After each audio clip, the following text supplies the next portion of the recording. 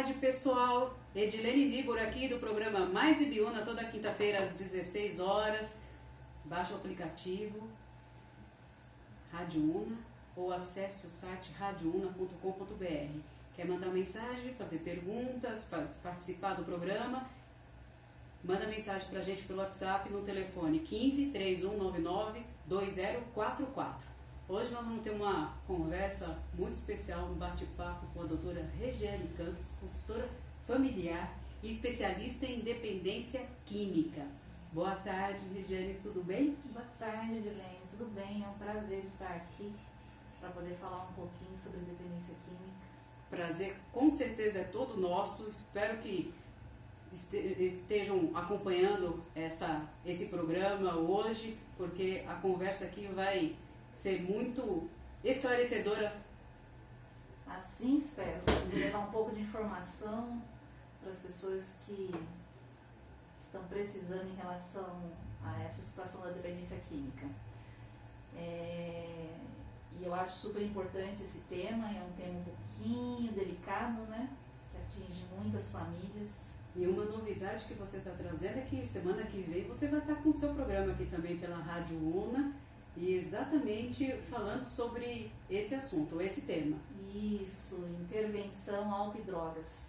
Vai ser toda quinta-feira, a partir de que horário? Das 18 horas até as 19 horas. Muita informação. Fiquem atentos, porque todos nós precisamos dessas informações e de saber lidar com essas situações, né? Porque Sim. Não é nada fácil. Sim, não é. A família, ela sofre muito.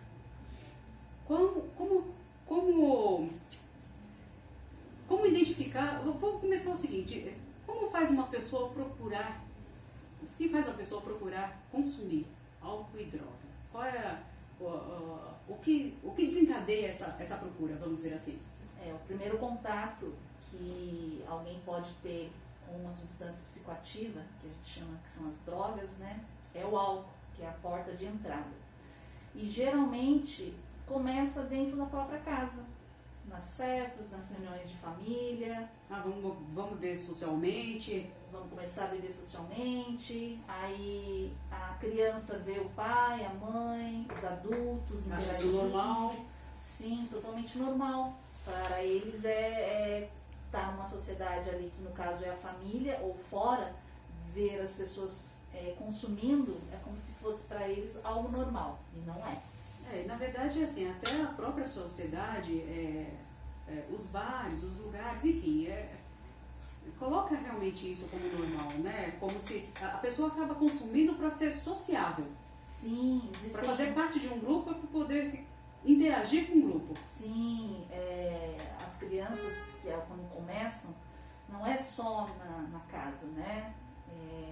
Existe sempre um motivo pelo qual ela quer estar fazendo parte de um grupo, né? E muitas das vezes o álcool é como se fosse um passaporte para realmente fazer parte daquele grupo. É um dos motivos pelo qual ele acaba consumindo e tendo o primeiro contato, né? Quando é na casa, não é na casa, é fora, né? Fazer parte do grupo que ele está. Senão ele é taxado de careta, vamos dizer assim, né? E, na verdade, não é só o único motivo que ele acaba por ter o primeiro contato, né? Às vezes por causa da timidez, ele também tem o contato com álcool, às vezes por curiosidade. E o álcool ele é considerado entre as drogas lícitas, porta de entrada para as drogas ilícitas. Então, o álcool e o cigarro são drogas lícitas, você compra onde tiver, tem fácil acesso. E aí pode ser considerado como a porta de entrada, é o início de... Sim, é o início... de uma dependência. Ele é porta de entrada para conhecer outras drogas, né? O início da dependência química, ela é um processo. E existem características para você dizer realmente que aquele indivíduo se tornou um dependente químico. Então ele passa por uma avaliação, onde durante um ano é observado algumas características que são pré-determinadas pelo CID, né? Que são as doenças internacionais, né? Cadastradas. E aí se ele, durante um ano, ele tiver 3 ou mais dessas características que são cadastradas pelo CID, ele é considerado dependente químico. E quais são essas características? Então, pode ser a compulsão pelo uso da substância psicoativa, no caso o álcool ou outras drogas, né? As características de abstinência que ele começa a apresentar, como por exemplo a ansiedade, o tremor, a irritabilidade. As características da abstinência, elas são muito específicas para cada determinado tipo de droga. Existem algumas que é comum a todas as drogas e outras que são específicas para aquela determinada droga. Tem diferença para quem faz uso contínuo de álcool e quem faz uso de droga? Tem diferença de comportamento, vamos dizer assim? Ou são similares? Não, existem comportamentos muito similares e existem aquelas características que a gente fala que é do dependente químico, independente do uso da droga. E existem algumas características que são específicas para aquele uso daquela determinada substância psicoativa. Então, às vezes o álcool, ele tem características específicas dele, onde a pessoa que tem essa doença, né, que a gente fala doença do alcoolismo, que é característica do alcoolismo. E também pode ser algumas características da própria pessoa. Das drogas, não, das drogas. Uhum. Só que assim, vamos supor, o álcool, ele tem umas características específicas dele, o alcoolismo, que leva a pessoa que é um alcoólatra a ter características específicas dele. Mas a ansiedade, a irritabilidade, o nervosismo, a necessidade da busca daquela substância, ela é para ser características a qualquer outra droga. Entendi. Então, existem características específicas para aquela determinada droga e existem características comuns em todas as drogas. Por exemplo, quem faz uso do álcool, como você mesmo colocou, que geralmente as pessoas começam a tomar o álcool porque são tímidas e o álcool deixa mais alegre, mais solta. Mas isso, de repente, tem pessoas que tomam o álcool e ficam mais agressivas. Tem essa diferença, não tem?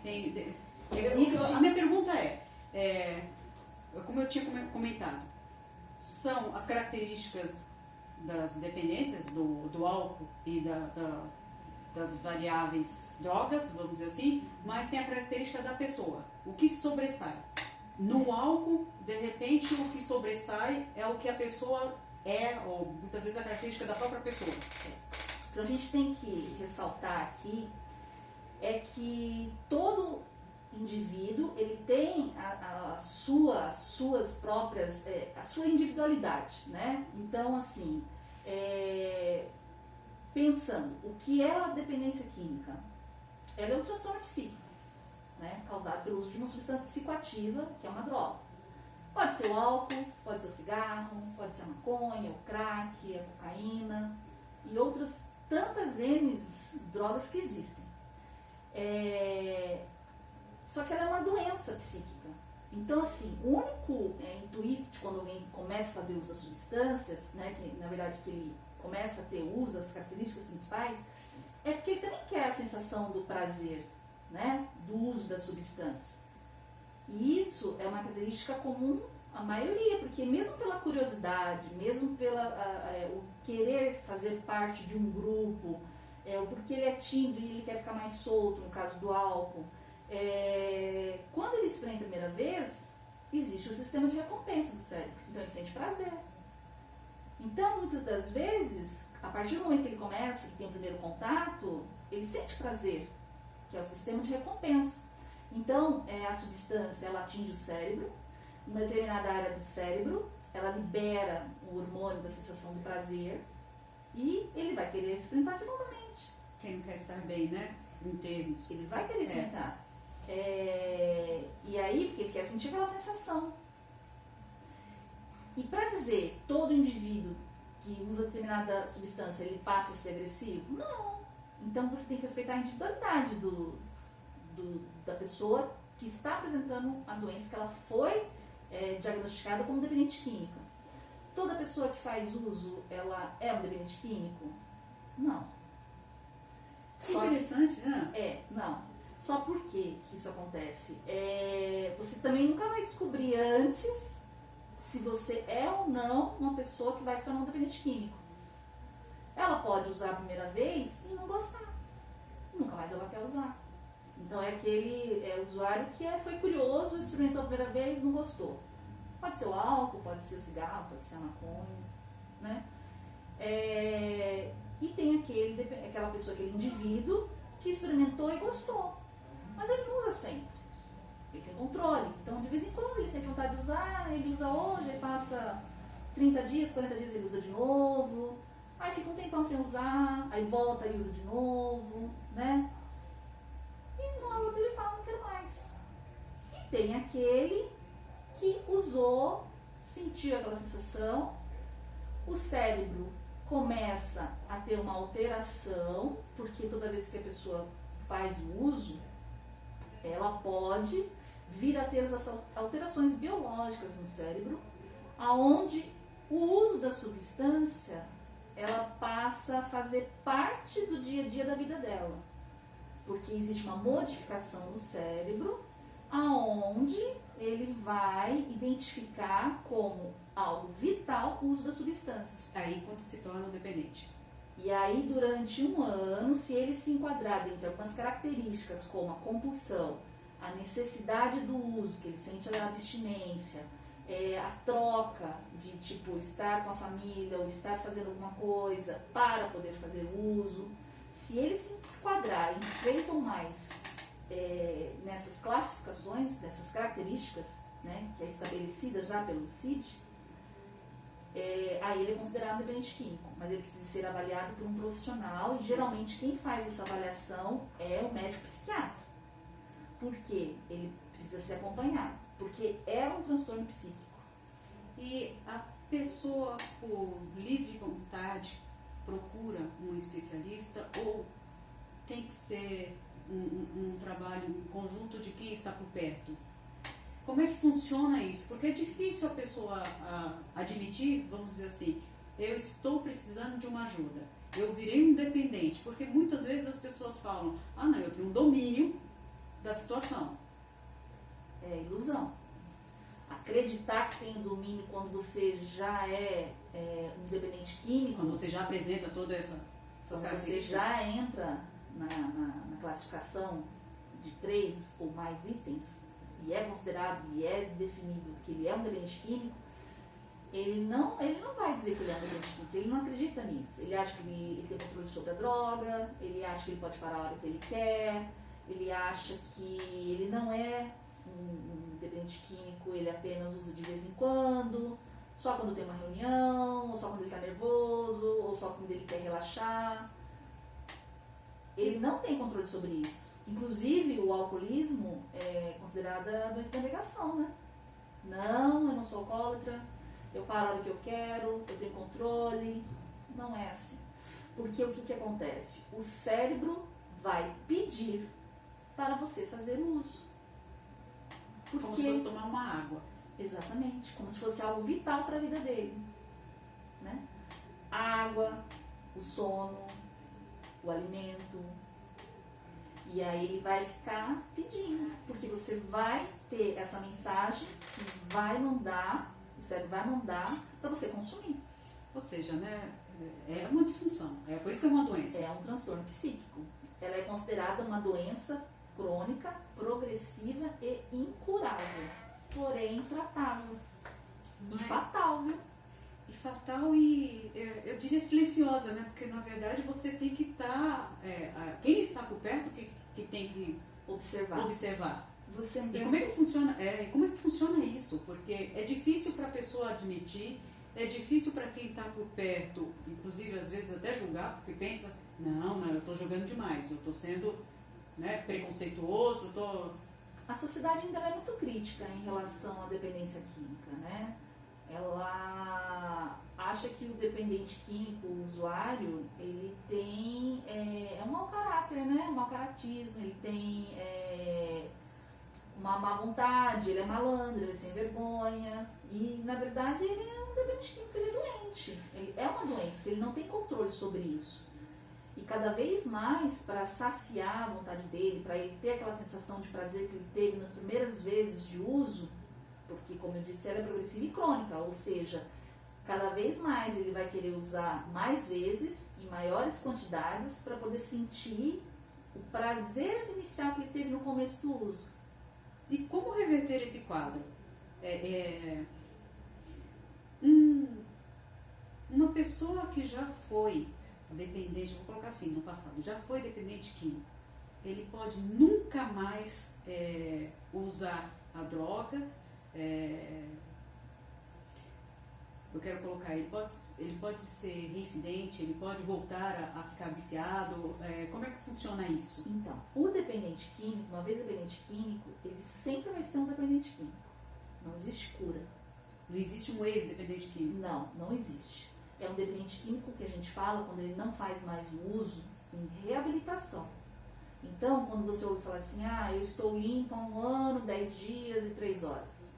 Significa que ele não faz uso há 1 ano, 10 dias e 3 horas. Então, ele está em reabilitação. Né? O tratamento, ele consiste no não uso. A família, ela é ponto crucial na hora de poder estar ajudando o seu ente querido quando ele está em situação, né, fora de controle, quando ele já não consegue tomar por si só essa decisão. Sim, mas a família tem que ficar muito atenta para não esperar isso acontecer. Não chegar a esse limite. Não, porque quando ele chega nesse limite, ele já teve muitas perdas físicas, emocionais, profissionais, na parte do estudo. E geralmente só procuram quando realmente... Porque a família também muitas vezes não admite que ela tem dentro da família, do seu meio, do seu convívio, um ente querido dependente químico, usuário. Então ele acha que às vezes aquela bebida é comum, é só final de semana. Ou aquele cigarrinho é comum entre os jovens. Ou ele vai parar. Às vezes a gente não quer ver, a família não quer ver. Porque também é difícil para a família aceitar que tem, né? Mas é porque ela se importa muito com a questão da sociedade. Como eu disse, a sociedade ela é muito crítica. E a família é papel fundamental para evitar que o pior aconteça e para ajudar o ente querido a conseguir entrar na reabilitação. Né? Só que sozinha ela não consegue. Ela precisa de ajuda de profissionais. Então, ela precisa de pessoas... A família não pode dizer, não, eu consigo tirá-lo, né? Tirar a pessoa dessa... Não consegue. Dessa dependência. Não, porque é um transtorno psíquico. Então, ele vai precisar de ajuda de um médico, por exemplo, psiquiatra profissional, para que ele possa intervir na parte medicamentosa. Ele vai precisar de um psicólogo, um terapeuta, para que ele possa buscar quais são as causas que levam ele a permanecer no uso ou que levaram ele ao uso. Quando nós dissemos que a criança, o adolescente, o primeiro contato deles muitas vezes pode ser por curiosidade, ou por querer fazer parte do grupo, ou por timidez, esse foi apenas um dos meios que ele teve o primeiro contato com a droga. Existem outros. Pode ser um pai, uma mãe, ou um ente querido que sofreu algum abuso. Pode ser um abuso ou sexual, ou um pai e uma mãe que brigam e aquele ambiente não é favorável para a criança, o pai bate na mãe. O ambiente, muitas vezes, que nós falamos que não é saudável, né? Então, às vezes uma perda de um ente querido. Qualquer motivo que deixa a pessoa desestabilizada, né? Sim, emocionalmente. Uhum. E a gente está falando muito do filho, mas o dependente não é só o filho. A mãe pode ser uma dependente química, o pai pode ser um dependente químico, o irmão, a irmã, o filho, a filho, a esposa, o marido, qualquer pessoa. Esposo, marido. Se ele tiver tido alguma coisa que afetou emocionalmente ele, e ele viu no uso da substância algo para aliviar essa dor, então precisa tratar a causa. O que levou ele a usar. Não basta só fazer a abstinência, para usar a medicação, isolar ele no tratamento. Muitas pessoas acabam internando, né? Existe todo um tratamento, né? Existe todo um que por trás. Então você tem que sempre tratar a causa, né? O que levou ele ao uso ou o que leva ele a permanecer no uso. Então as pessoas, por exemplo, que às vezes têm perdas financeiras muito grandes, às vezes encontram no uso da substância um alívio para essa dor. Para esquecer. Para esquecer. E sente prazer por isso. Aí a dependência química, como ela é progressiva, chega a um determinado ponto e que o uso, ele já não substitui, ele não quer mais usar para sentir prazer. Ele já usa para poder não ter os efeitos do não uso, Da abstinência. E aí ele continua usando simplesmente para não sofrer com a abstinência. E aí vai, como eu lhe falei, característica específica para determinado uso de substância que ele usa, né? Dependendo da substância tem a reação na abstinência. Isso, e aí ele vai fazer o quê? Ele vai querer usar para poder sentir alívio. Só que aí é um ciclo, né? Porque quando ele passar aquela sensação do prazer ali, do uso, só para sanar a abstinência, ele vai querer usar de novo. E esse convívio familiar com uma pessoa com dependência química adoece. A pessoa é doente, mas adoece toda a família também. Porque fica uma dependência, essa sensação de dependência. E eu já vi, inclusive, mães, pais, esposa, marido, enfim, até oferecer a droga justamente para não ver a pessoa passando pela abstinência, pelo processo de abstinência. Sim. Ou para, de repente, sei lá, de repente a pessoa não ficar vendendo as coisas que estão dentro de casa para poder... O que acontece? É muito complicado. Demais, porque a família ela adoece junto com o dependente químico, né? E acaba o dependente químico, se tinha uma situação de desequilíbrio, se esse foi o motivo pelo qual ele começou a usar dentro da família, isso só piora. Agora, a família, ela adoece tanto quanto o dependente químico. E ela faz realmente algumas coisas para concessões, que vamos dizer assim? acaba se tornando são os manipulados, né? codependentes? São os codependentes. Mas assim, dentro da família sempre tem um, onde o dependente ele manipula para ele conseguir o que ele quer. Porque o único intuito dele é o uso. Então, ele vai sempre em alguém na família mais fraco, vamos dizer assim, emocionalmente, né? Que não tem equilíbrio. Que se bote muito com... que fique mais abalado com toda a situação. Isso, e que ele consiga o que ele mais quer, o uso. Então, ele vai até o que ele considera, o que ele manipula, vai até ele para poder conseguir recursos para o uso. Agora, se a gente está falando de família, né? Nós estamos baseando em pais e filhos dependentes químicos, né? A gente também tem que levar em conta que os adultos que já trabalham, que são formados ou estão fazendo faculdade e começam com esse uso, ele também começa futuramente, se ele for um possível, né, de se tornar dependente químico, ele vai ter perdas também. E aí, o que tem que observar? Se financeiramente ele trabalha, vamos supor, é um trabalhador, e ele usa todo o dinheiro dele e ainda tem dívidas por conta do uso, ele já está tendo perdas. Se ele começa a faltar no trabalho, se ele começa a desejar profissionalmente, né? Ele não é mais aquela pessoa, ele atrasa, ele falta, ele não faz o trabalho dele como antes, começa a negligenciar a sua conduta profissional. Isso. Então, ele precisa de uma atenção ali. Só que a gente não pode, por isso que o familiar tem que ficar muito atento. Todo não mundo, pode né? deixar chegar nesse ponto, né? Existe o que as pessoas falam no fundo do poço para o dependente químico, porque ele não vai pedir ajuda, ele só pede ajuda quando ele chega no fundo do poço.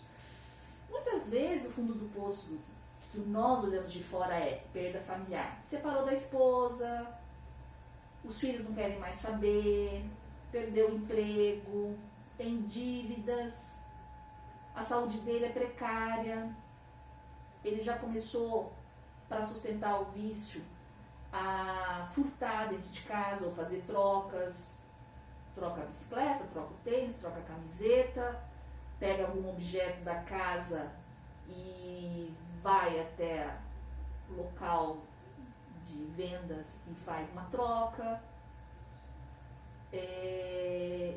Chegar nesse ponto é um passo para o fundo do poço, mas não para o dependente químico, para quem está olhando lá de fora. Porque o fundo do poço para o dependente químico só vai ser quando a dor é maior que o prazer, porque ele também sofre. Mas enquanto o prazer do uso for maior que a dor, ele vai continuar usando. E emocionalmente, ele não vai se importar com o ente querido que se importa com ele, né? Porque o único intuito dele é usar. Ele perde esse sentimento? Porque a única emoção dele é para o uso. Ele só quer usar, é o objetivo principal dele. Então ele não vai se importar se a mãe, o pai, se o marido, a filha, se o primo está sofrendo. Então, esse tipo de situação onde o pai ou a mãe começa a dizer para o dependente, né, ou o marido ou o filho, eu estou sofrendo, não faça isso, olha o que você está fazendo comigo, não funciona para o dependente químico. Porque é um transtorno psíquico, é uma doença. É onde o cérebro pede para ele usar. Porque já faz parte da biologia dele. Né? E se a pessoa que está próxima, vou colocar dessa forma, se a pessoa que está próxima do dependente químico tiver esta consciência de que o dependente químico já virou um manipulador e precisa aí usar a razão para poder buscar o tratamento. Eu acredito que seria o passo para... É o início. É o início, para poder buscar esse tratamento. O que não pode... A procura pelo profissional. Isso, o que não pode a família deixar estender isso. A se tornar um ponto dele já ter tido perdas, começar a ter perdas. Não só a saúde física e mental do paciente, porque ele começa a apresentar isso, certamente. Né? Mas tem espaço cronológico para isso? Ou vai também depender do tipo da droga, do tempo do consumo, da idade, uma outra coisa também que eu gostaria de perguntar, vou fazer uma pergunta atrás da outra, porque esse é um tema que eu acredito que vários ouvintes tenham essas dúvidas. Porque existe também, clinicamente falando, alguém que pode se tornar um viciado desde o momento que prova. Provou a primeira vez, ele já tem uma predestinado, sei lá, a palavra correta, de dizer, olha, ele pode se tornar um dependente químico só da primeira vez que chegou a provar. Sim, existe casos sim. O que a gente tem que pensar é o seguinte, nós nunca vamos saber que aquele determinado indivíduo, quando fez uso pela primeira vez, ele vai ou não se tornar um dependente químico. Nós não temos como saber isso. É como eu disse, você pode experimentar e não gostar. Ou seja, o seu cérebro não reconheceu aquilo como uma fonte de prazer. Você não gostou. Já outra pessoa pode experimentar e sentir um prazer enorme e realmente se tornar um dependente químico, porque é o sistema da recompensa do cérebro. E tem pessoas que levam tempo para se tornar um dependente químico. E em relação a droga, a substância, isso faz diferença? Para quem de repente faz uso de uma maconha, de uma cocaína, de um crack, de uma heroína, e aí vai todas as outras substâncias. Tem a diferença entre a substância e o prazo de evolução, vamos dizer assim, da substância, do efeito que ela faz na saúde e Não, mentalmente? a diferença, eu entendi, você está querendo saber se ele usar uma determinada substância, ele nunca vai se tornar um dependente químico. Se ele passar a usar outra, ele vai se tornar. Não, isso é uma questão da individualidade do organismo do paciente. Agora, o que leva à dependência química não é determinada substância, porque tem gente que fala assim, antes o álcool do que a maconha, antes a maconha do que a cocaína. Não, todos trazem consequências. A diferença de uma para outra, muitas vezes, é que algumas são mais fortes, e o sistema de mais fortes, assim, quando eles estimulam o cérebro para a recompensa, que é a liberação do hormônio de sensação do prazer. Porque algumas substâncias, elas chegam mais rapidamente ao cérebro e liberam mais hormônio do prazer, e aí ele vai sentir uma satisfação maior. Esse prazer que eu falo, ele é semelhante a, por exemplo, quando a pessoa tem uma relação sexual e tem aquela descarga. E determinadas substâncias, elas são mais fortes, elas estimulam mais o sistema de recompensa cerebral e elas liberam mais esses hormônios do prazer e a pessoa parece que sente um prazer maior. Só que esse hormônio que é liberado, o próprio sistema nervoso, ele absorve novamente, ele resgata novamente, porque fica tudo no cérebro, esses hormônios do prazer. Então ele resgata novamente. Só que nisso, a substância ela já está lá dentro do cérebro. E aí ela vai disputar com o hormônio do prazer na hora de ser absorvido pelos neurônios. E aí eles vão impedir que todo esse hormônio do prazer seja absorvido novamente. Então, quando a pessoa for usar de novo, ela nunca vai ter a mesma sensação de prazer do início. Por quê? Porque o cérebro, ele absorveu a substância, impedindo que esse hormônio do prazer que foi liberado seja novamente reabsorvido, para que ele possa ser liberado numa outra sensação. É diferente de quando você tem uma relação. Mas, quando você faz o uso, ele nunca vai sentir o mesmo prazer. Então, a pessoa que sentiu o prazer do primeiro uso nunca vai ser igual daqui a um tempo. Por isso que ele passa a usar mais vezes em maior quantidade. E alguns se tornam poliusuários, ele acaba usando outras substâncias. Tudo para buscar aquela sensação do prazer inicial que ele nunca vai mais ter. Então, a importância da família de observar o comportamento, os sinais, porque o dependente químico ele passa a dar sinais. Se for um adulto, observar a questão dentro da relação, né? O nervosismo, a ansiedade, a irritabilidade, o fato de não querer estar com a família nas reuniões, e sim fazer trocas. Eu prefiro lá usar do que estar com a família numa reunião familiar. O trabalho faltando, negligenciando, não produzindo. Não indo bem no estudo. As crianças, os adolescentes não indo no estudo. Comportamento de ficar isolado. Então, a gente sabe na convivência como são os nossos entes queridos. E você observar o comportamento, se ele começa a mudar, é um sinal. E, como eu disse, o dependente químico, o único intuito dele é no uso, quando ele se torna dependente químico. Não que ele usou a primeira vez e, nossa, ele já está um dependente químico que usa sempre. Não, não é isso. Tudo é um processo, né? Então, como eu disse, a dependência química, ela é uma doença progressiva. Então, ela vai se agravando e crônica. Se você observar essas alterações comportamentais, observar isso no começo, a chance dele entrar em reabilitação é muito maior do que se tornar algo crônico, agravante, já com perdas. Então, quanto antes você observar e puder tratar, a chance dele entrar em reabilitação é maior.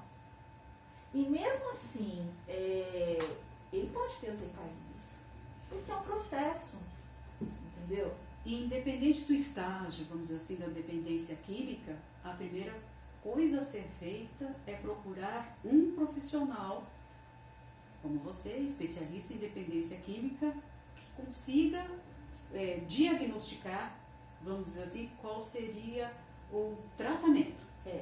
A conduta, inclusive, da família em relação, das pessoas que estão próximas em relação a esse dependente. Sim.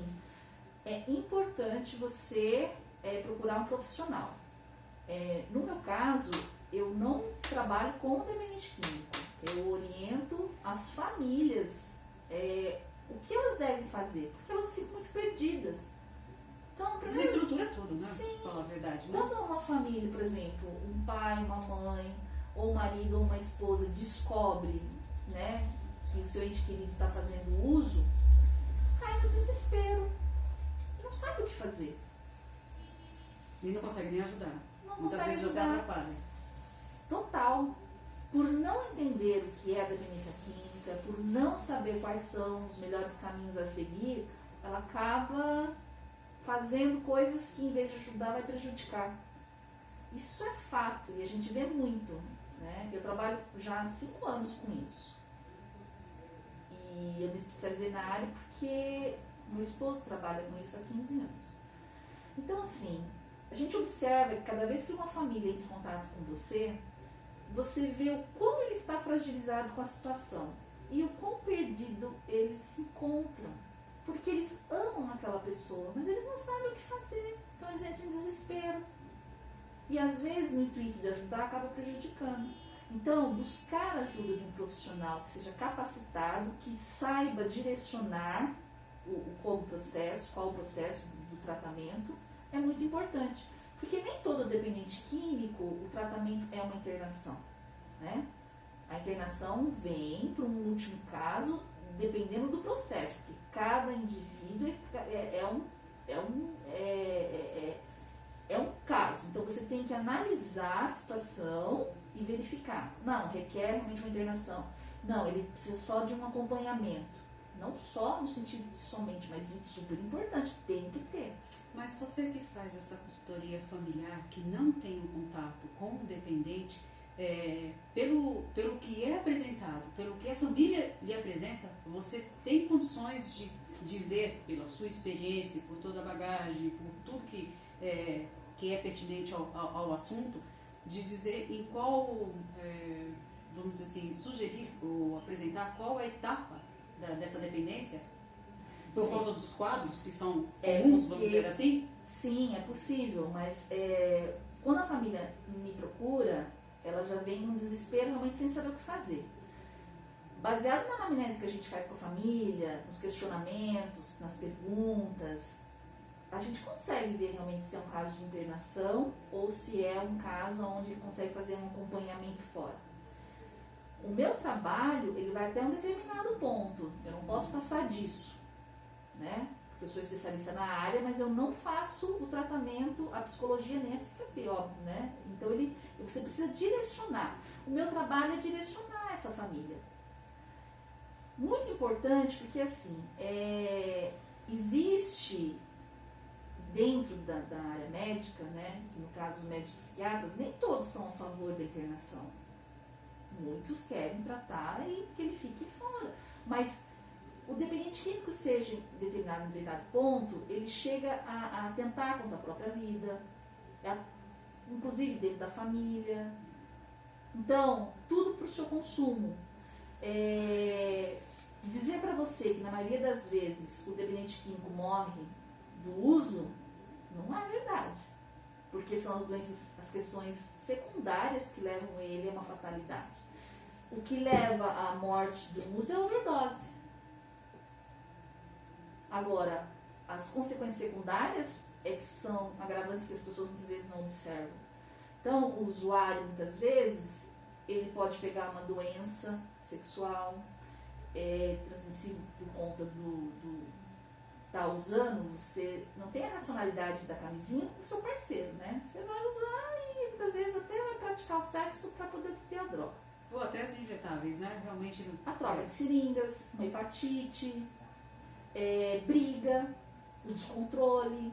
Então as pessoas também acabam numa briga, pode acontecer da fatalidade.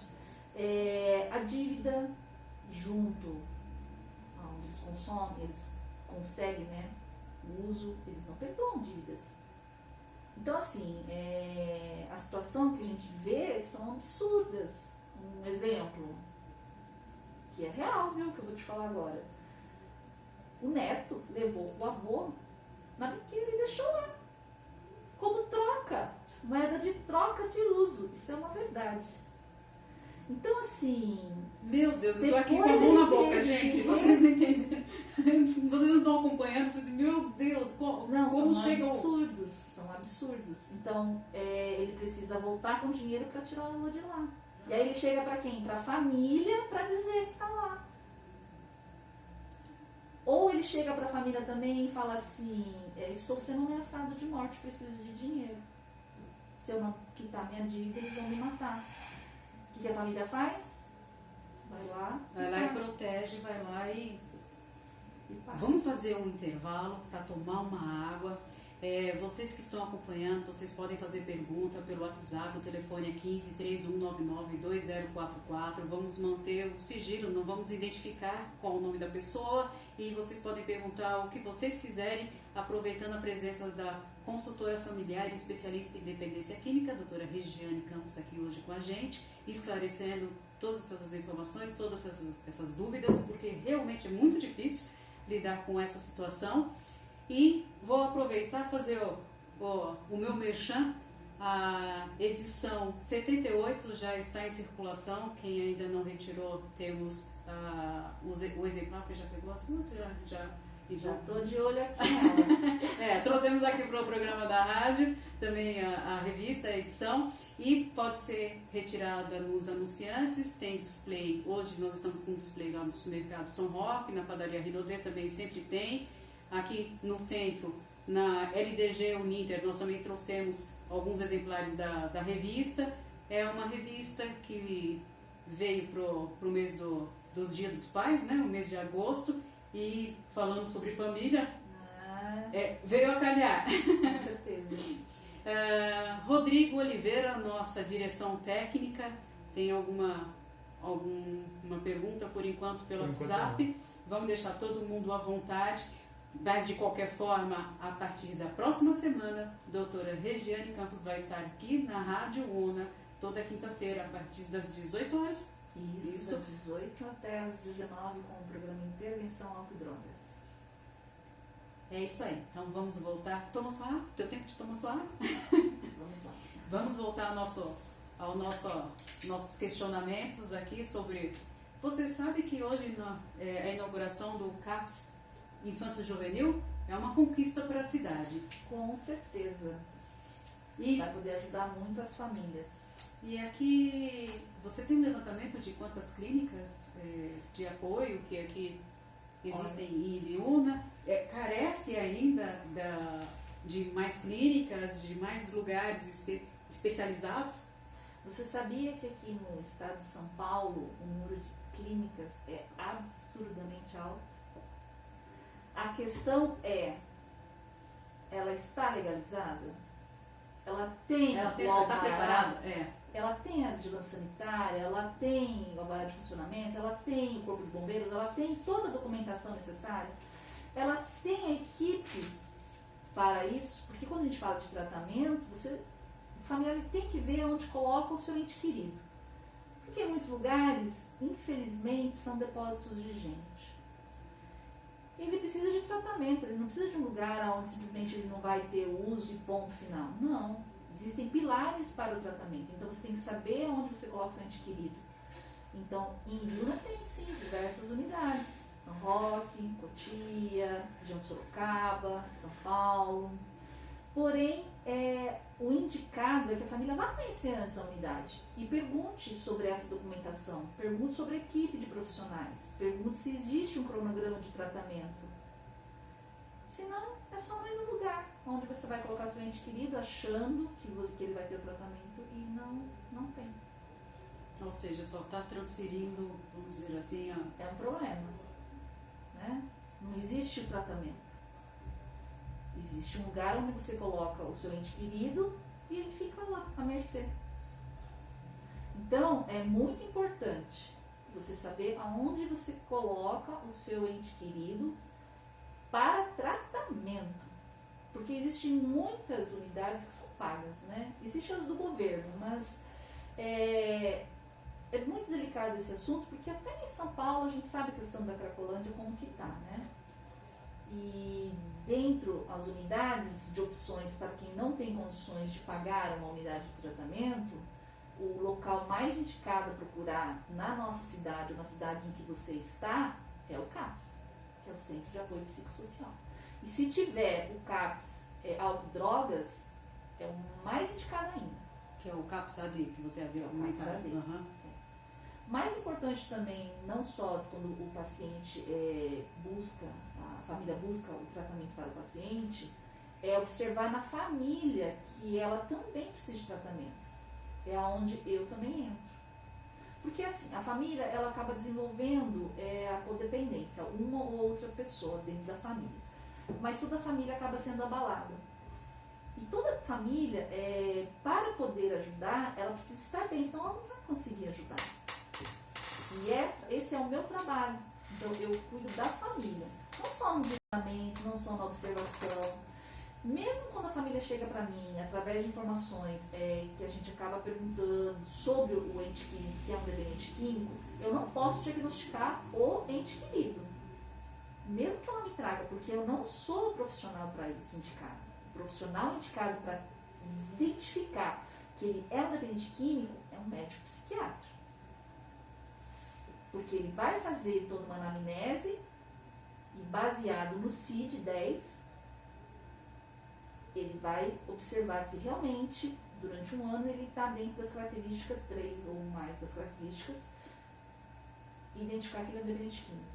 E aí ele vai também ajudar a família a identificar o melhor tratamento. Mas como eu disse, existem médicos psiquiatras que são aversos a internações, né? E outros são favoráveis.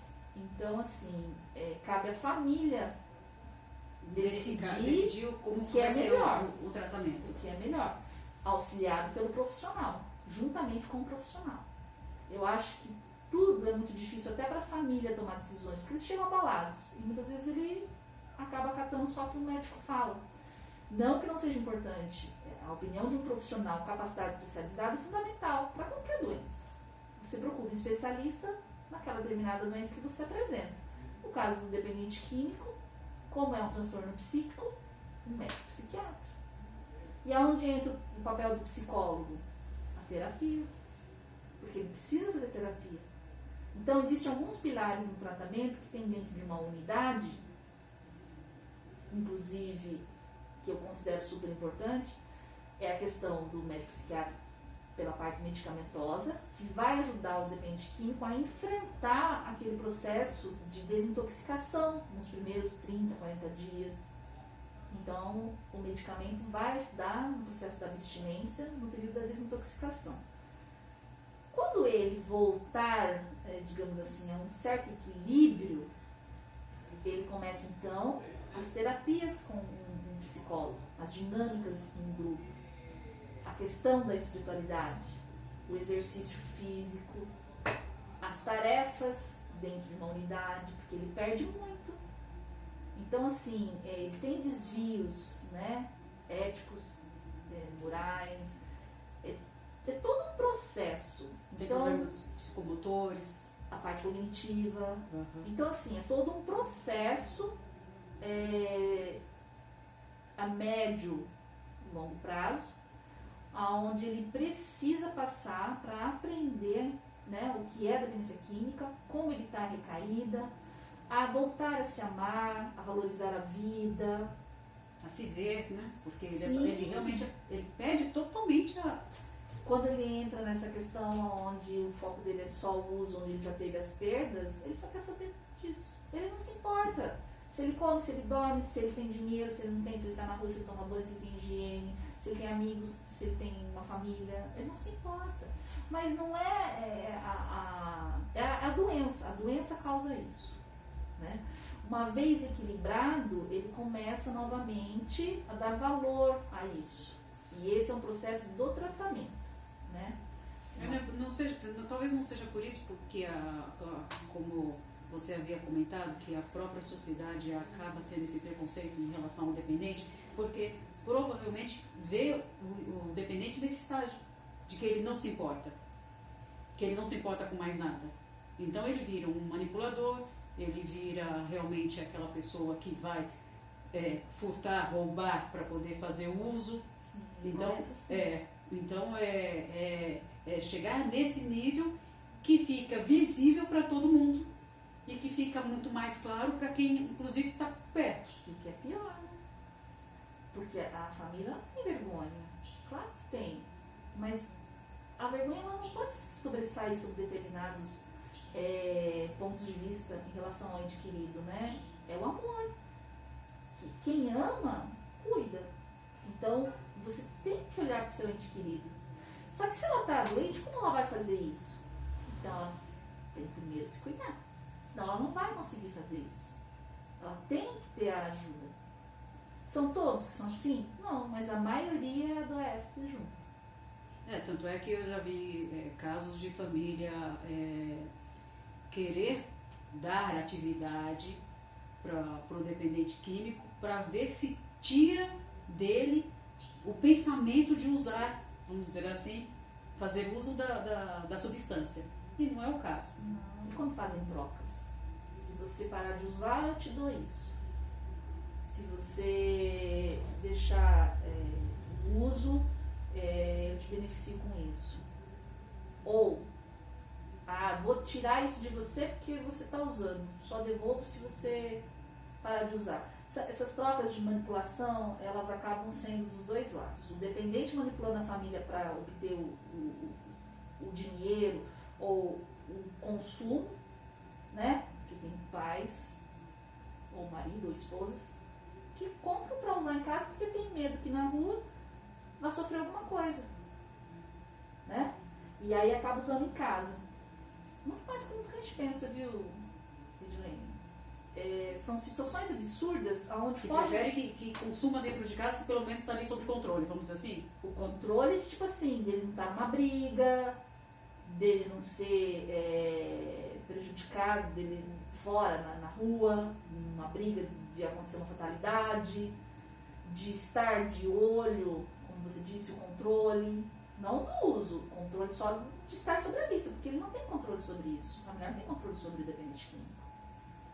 Agora, é muito importante a família se equilibrar para depois poder ajudar. Mesmo quando o dependente químico ele entra no processo de tratamento, seja aqui fora, né, sem ser uma clínica ou no centro terapêutico, ou no hospital, dia que ele tem, né, existem os hospitais particulares, essas clínicas particulares, né, onde tem toda uma equipe de apoio, a família, enquanto o dependente está se tratando lá, a família tem que se tratar aqui fora, para poder ajudar. E aí tem os grupos de apoio.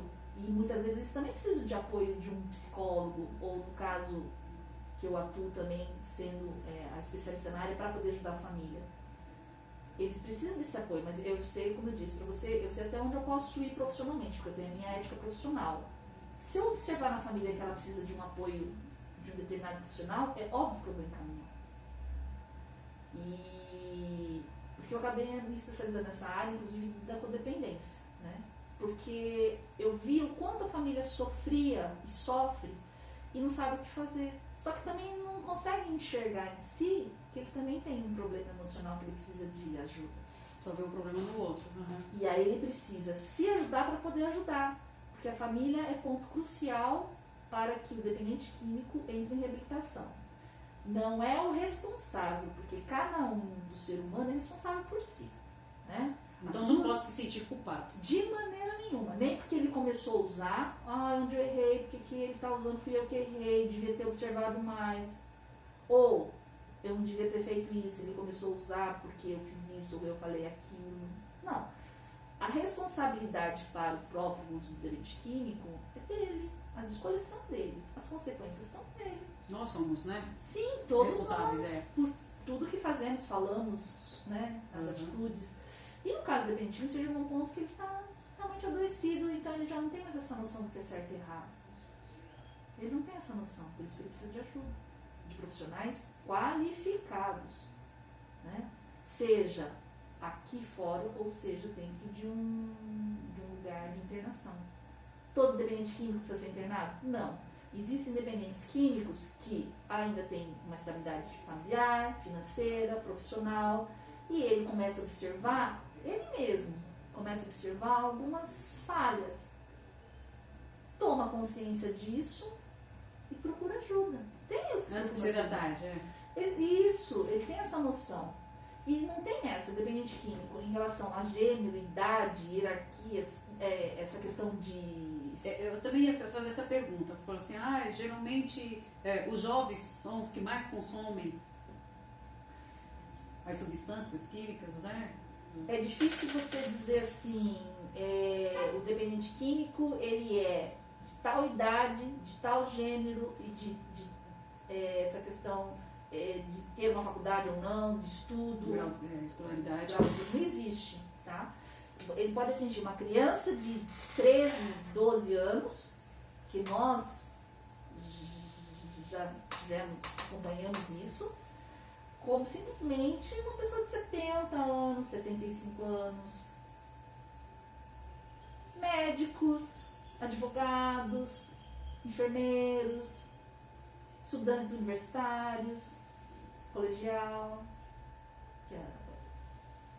Então assim, e não tem idade, gênero, homem, mulher, não tem discriminação em relação a isso. Então assim, atinge a todos, porque você nunca vai saber se quando você usar a primeira vez, você vai ou não se tornar um dependente químico. Você não sabe se seu cérebro vai absorver essa substância e no sistema de recompensa ele vai determinar ali naquele momento daquele uso que foi prazeroso e você quer usar de novo. Você não tem como saber. Eu digo muito que é como se fosse uma roleta russa. Você não sabe. Quem faz uso do álcool? Tem gente que, né? É comum você falar, não, eu bebo socialmente. O que é beber socialmente? O que é classificado já como uma dependência? Qual é o consumo? Existe um parâmetro aí para dizer, olha, você já está no nível de dependência ou está caminhando para... Existe. São números. Realmente números mesmo. Eu só não me recordo se é 12 para mulher e 14 para homem, de unidades, que a gente mede. Eu só não tenho certeza em relação a esse número, mas são números. Então, uma cerveja equivale a tantas unidades. Existe uma tabela. Existe em relação, isso, uma numeração, número, uma soma, né? Então, vamos supor assim, se a pessoa no final de semana, ela bebeu sexta, sábado, domingo, ou durante a semana, segunda, terça, quarta, ou segunda, uma sequência de dias, né? Se ela bebeu determinado tipo de substância, pode ser, de bebida, pode ser uma cerveja, pode ser um uísque, pode ser para cada tipo de bebida alcoólica tem um número. E aí você soma. Então, sei lá, 2 cervejas equivale a X número. Uma taça de vinho a Y número. Uma dose bebida de destilada, pinga, uma destilada, tal número. Se somou isso para a mulher, né, ou para o homem, que é diferente, eu só não lembro o número, se é 12 ou é 14, tem uma diferença. Se somou, ultrapassou isso, ele se enquadra já dentro do alcoolismo. Eu só bebo no final de semana, mas também me acabo. Né? Só que uma hora o corpo vai pedir mais e mais e mais e mais. Se não for para o prazer, será para... Como outra substância química. Fala assim, o corpo já não tem o mesmo efeito de uma latinha, 2 latinhas, daí você começa a tomar 3, 4, 5, não percebe. Não, porque o próprio eu tô falando do álcool, da bebida alcoólica, de uma cerveja, enfim, porque, volta a dizer, no início da nossa conversa, todo mundo fala, não, mas é o álcool ou o cigarro, que são as drogas. Que são as drogas lícitas, são fáceis de acesso. Você sabia que, por exemplo, no cigarro, a principal substância é a nicotina? É a única que vicia? Ela tem mais de 30 mil componentes no cigarro. A única que vicia é a nicotina. Porém, é terrível, né? E é a mesma coisa. A pessoa começa a sentir a necessidade pela abstinência e precisa fumar para que essa abstinência passe. Então, acaba se tornando não mais só por sentir o prazer, mas também para sanar os efeitos da abstinência. A irritabilidade, o nervosismo, a ansiedade, o tremor, aquela sensação de eu preciso. É o seu cérebro mandando informações de que o corpo precisa. Sem contar todos os efeitos que o organismo, né, afeta, né? O câncer, o pulmonar, da laringe, o fígado sendo atingido na questão do álcool, o teu corpo inteiro. Uma pessoa, quando entra num processo de reabilitação de cigarro, que também não é fácil, ela leva cerca de 20 anos para tirar todas as substâncias e requisitos do organismo. 20 anos? Para tirar todas as substâncias durante quanto tempo que ela ficou fumando? Independente de quanto tempo ela ficou fumando? É assim, é um processo. Logo na primeira semana, os primeiros 15 dias, ela já começa a eliminar as substâncias do cigarro. Mas ela leva 20 anos para poder eliminar ficar tudo? Sem nada. 20 anos. Ah, mas então vou parar de fumar? Não, depende do que você quer para sua vida, né? Porque o cigarro também leva a situações onde a sua saúde... Eu já estou aqui pensando, né? Nem comecem a fumar, porque leva 20 anos para poder tirar tudo. Gente do céu. Eu falei então eu também não posso ter o meu prazer, não posso fumar, não posso beber, então... Não, as escolhas são suas, a gente só está aqui especificando e deixando claro que pode levar ao uso, né? E que você nunca vai ter certeza se você pode ou não se tornar um dependente químico. Quando você viu, você percebeu que você já se tornou um. Só que você não tem como saber antes, né? Como que eu vou saber se eu posso ou não, se eu vou ou não me tornar um dependente químico? Ou seja, aí também tem o seguinte, pelo que eu estou entendendo, você tem o controle a partir do momento, né, que você começa a pensar, olha, eu decido fazer ou não, porque a partir do momento que você opta pelo sim, depois de um certo tempo você já perde totalmente esse controle. Então, assim, o controle é antes do início. Sim. Agora, o entrar em reabilitação é você mesmo se observar. Todos os dias eu tomo uma dose. Uma lata de cerveja, uma taça de vinho, uma dose de um destilado. Observe seu corpo. Você consegue, por exemplo, dizer para si, não, hoje eu não vou tomar, e realmente você não toma? Se você observar que não consegue, então realmente você precisa um pouco parar para pensar que você precisa de ajuda. Porque se você... É uma das coisas que as pessoas perguntam, inclusive para o dependente químico, né? É uma das avaliações. Uma das primeiras perguntas. Você consegue parar? Você consegue deixar de tomar? Você consegue decidir isso? Você consegue dizer não? Então, a resposta dele já é uma das características. Sim, é uma das avaliações. Eu digo que toda escolha tem uma consequência, né? Cabe você a observar o que você quer para você. No caso das crianças e dos adolescentes, os pais são responsáveis.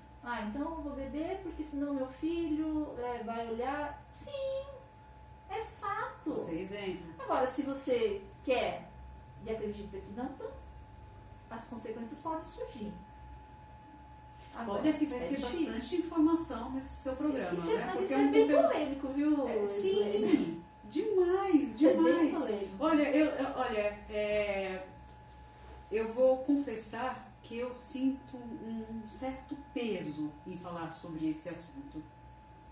Porque eu fico imaginando, eu fico me colocando na posição de quem está próximo de alguém dependente. E fico tentando me imaginar sendo uma dependente química. E eu acredito que até sofre mais quem está próximo, porque quem é o dependente químico, lógico, tem suas consequências, tudo, mas como já não está tendo noção, consciência do que está fazendo consigo, né, e do seu comportamento, eu falei, fica pior para quem está por perto, por isso que sofre todo mundo. Que tenha consciência. Também, né? Ah, que É a tem a história. consciência também, exato. Você tem na sua família uma pessoa que é usuário, vamos supor do álcool, né, que é o mais fácil o acesso. Se eu tenho na minha família, no meu convívio familiar, alguém que é dependente ou entrou em reabilitação, eu não vou deixar bebida à vista na minha casa, eu não vou fazer festas onde eu tenho bebida soltando, né, solta à vontade, não vou. Porque eu amo aquela pessoa que está ali, eu não quero que ela entre em reabilitação, eu quero que ela busque ajuda. Porque ela sofre, o dependente químico sofre. Só que ele não tem consciência disso, porque ainda o prazer é maior que a dor. Quando ele observar que a dor é maior que o prazer, aí ele pede ajuda. Só que para ele chegar nesse ponto que a gente fala que é o fundo do poço, pode ser tarde. Olha, minha mãe e meu pai, eles fumavam muito. E meu pai perdeu uma perna por problema de trombose, circulação, né, deu gangrena. E quando minha mãe estava com meu pai no Hospital das Clínicas, inclusive, e meu pai teve que amputar a perna, minha mãe, nesse exato momento, jogou um maço de cigarro no lixo e falou: nunca mais. Porque assim, as pessoas elas fazem uso dessas substâncias, mas não tem noção.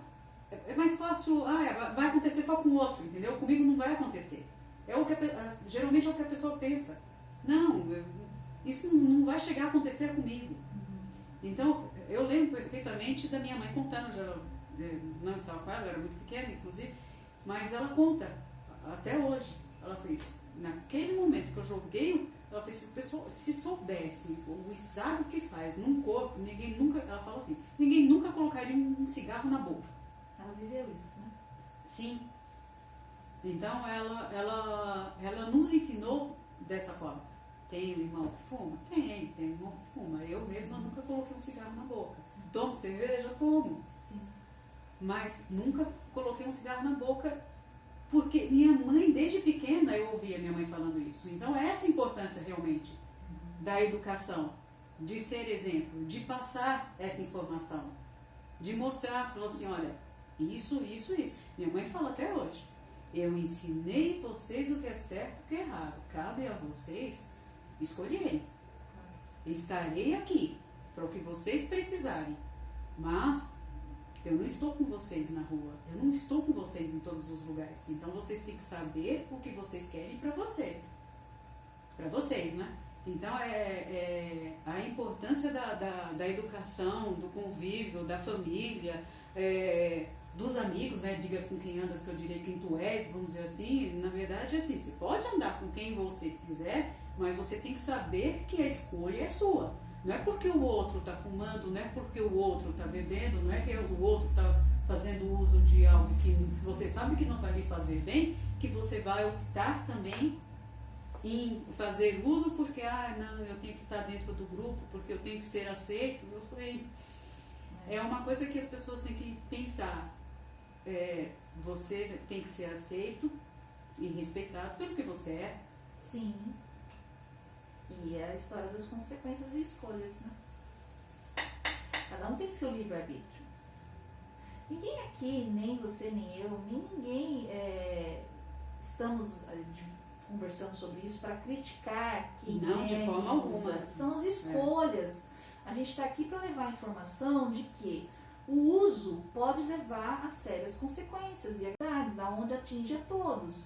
E quando o próprio dependente, usuário, né, ele não tem mais o discernimento do que é certo e errado, porque ele perde isso. A família tem que ajudar, tem que intervir de uma forma ou de outra.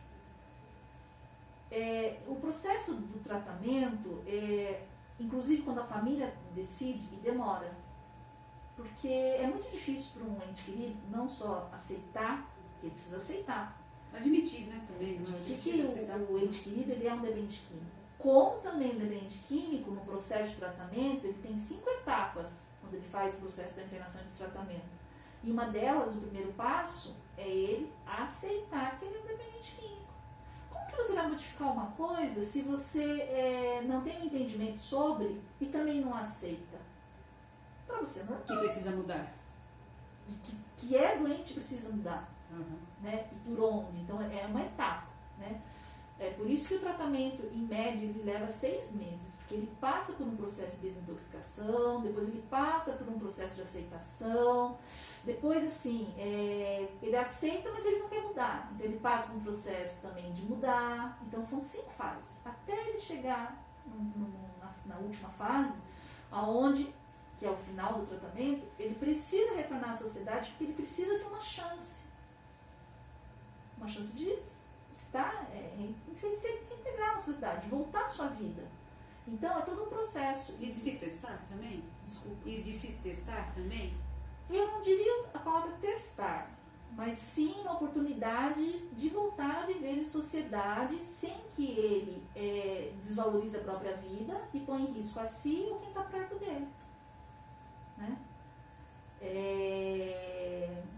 Eu acho, na minha concepção, a palavra testar É forte. é meio forte, mas eu acho que ele precisa de uma oportunidade sim, porque ele é um ser humano. Eu enxergo o dependente químico que precisa de ajuda um ser humano, que está doente e precisa de ajuda. A sociedade já enxerga como malandro, não tem jeito, não é bem por aí. Não, quando eu disse testar, inclusive, foi porque, como existe esse processo, um processo de 6 meses, ele pode, de repente, Uma chance, ele ter a chance do recomeço, de voltar a ter sua vida, mas também acabar caindo Recair? ter uma recaída. E se eu disser para você que é muito comum? Porque você aprende dentro de um processo de um tratamento, né? Você aprende a como evitar as recaídas. A família é ponto crucial. Então, quando ele tem tratamento, a família também precisa estar a par e saber como que ele vai ajudar durante o tratamento e depois que ele sair. Ou, se ele estiver fazendo tratamento aqui fora, como a família deve proceder para ajudar. As mesmas companhias? Não pode. Os mesmos lugares? Não. Porque, como eu disse, o cérebro ele memoriza as substâncias, precisa de mudanças. Então, nesse começo, ele vai ter que evitar certos lugares, aquelas companhias, que as pessoas falam que são meus amigos e não são. É um grupo só de estar ali fazendo o que está fazendo tudo igual. Porque não há recriminação entre quem está ali. A gente está falando de dependência química, mas pode ser outros tipos de situação, outros tipos de compulsão, outros tipos de vício, ou até mesmo a gente. A gente não tem sempre aquele grupo onde a gente tem as coisas que a gente se identifica? A maneira de pensar, de falar, de agir, de se vestir, coisas que a gente gosta de comer, coisas que a gente ouve, música, essas coisas. São afinidades. Onde você certamente não vai estar num grupo onde você vai ser criticado. Então você vai estar entre seus. E no caso da dependência química, você vai estar entre os seus.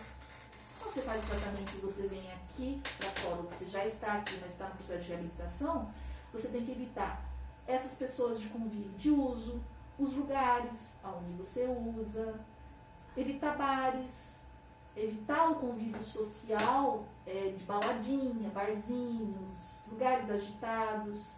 Você tem que ter um processo e estar mais junto com a família e conquistar a confiança da família, porque a família perde a confiança. Porque eles já foram tão enganados, tão manipulados. E também o codependente, que no caso é aquele que o dependente mais se aproxima, ele também manipula o dependente, né? Então, assim, é todo um processo. A família precisa ser cuidada, tratada, e o dependente precisa ser tratado. Quando ele volta para a sociedade, ou ele está já aqui, e ele volta ao convívio de certos momentos, porque ele também precisa ter o lazer dele, mas ele precisa também ter o tempo para isso. Porque não é de uma hora para outra, ele leva-se tempo. E aí, ele precisa manter e colocar em prática o que ele aprendeu no tratamento. E tem também a questão da espiritualidade, que é muito importante, porque ele passa a não acreditar mais em Deus, a sair, a fugir disso. E não é religião específica, tá? Eu falo de uma força maior, soberana, que todo ser humano, a maioria acredita, que traz para si, para perto de si, quando precisa de forças, né? Quando você está pedindo ajuda para alguma coisa, quando você está nervoso, quando você está irritado, com algum problema, você sempre pede para algo superior. E o dependente foge disso, né? Ele não acredita mais nisso. Ele não se importa mais com isso. Ele não se importa com nada. Não se importa com nada, nem com a família, nem com a própria vida. A verdade é essa. Então ele precisa resgatar os valores, inclusive voltar a se amar. E a espiritualidade, que também faz parte do pilar do tratamento, faz parte, traz essa força para ele. Então é muito importante também. Traz essa essência, né? Esse equilíbrio. Retomar. É um processo, como eu disse, é um processo. Eu vou agradecer muitíssimo a sua presença. Já acabou, eu amo falar sobre isso, eu adoro. Não, o mais gostoso é que nós vamos ter a oportunidade de te ouvir toda quinta-feira. Vou precisar me regrar, senão... Falando sobre o tema, porque realmente é um tema muito abrangente, apesar de ter os seus padrões, mas tem suas peculiaridades, né, de cada processo, em cada família, porque nós somos todos diferentes mesmo e a reação é diferente também. Cada um tem sua individualidade. Então vai ter muito o que falar. Sim, inclusive, se você me permitir. Com certeza. Vou trazer também não só a abertura para o público, mas os primeiros programas, eles vão estar muito voltados para o familiar entender o que é a dependência química. Porque a partir do momento que você entende o processo, você sabe como fica ajudar. mais fácil, Se você não entende aquela determinada... você não sabe nem como começar, né? Começar. E que existe sim... Aí que a esperança você não pode desistir do seu ente querido dependente químico. Nada está perdido, né? Não, o amor tem que prevalecer.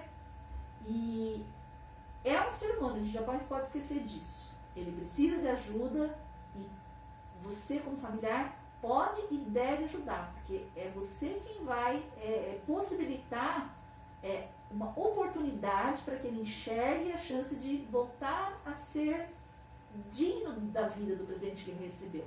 É estar vivo e que ele pode ser feliz e ter muitos momentos de prazer que não uso. É buscar outras fontes de prazer, buscar outras coisas que ele sente a satisfação de estar vivo e de estar bem. E que ele pode ser referência, pode ser exemplo de recuperação, E existem casos, sim. Existem casos, existe unidade de tratamento que não são só para involuntários, que são para voluntários. Existe o tratamento aqui fora. O mais importante de tudo, procure um profissional especializado. Não importa se sou eu como especialista na área, se é um psicólogo, se é um médico psiquiatra, mas procure alguém que possa te orientar em relação à situação. Para você como familiar e para o dependente químico. E existe sim a possibilidade de tratamento para todos os casos.